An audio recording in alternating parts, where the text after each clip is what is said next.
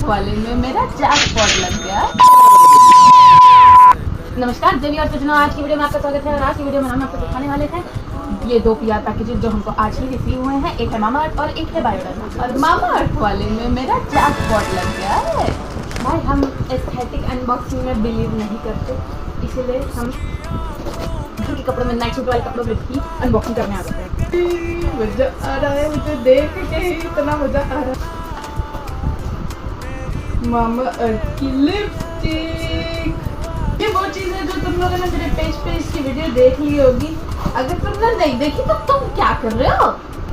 ये वाला rosemary shampoo and conditioner duo and oh my goodness, Mamaearth Ubtan natural glow face wash, Mamaearth beetroot gel moisturizer, Mamaearth Ubtan D10 face pack. भाई कितना बड़ा था भाई, तो बहुत क्यूट है ये, तो क्यूट है ये।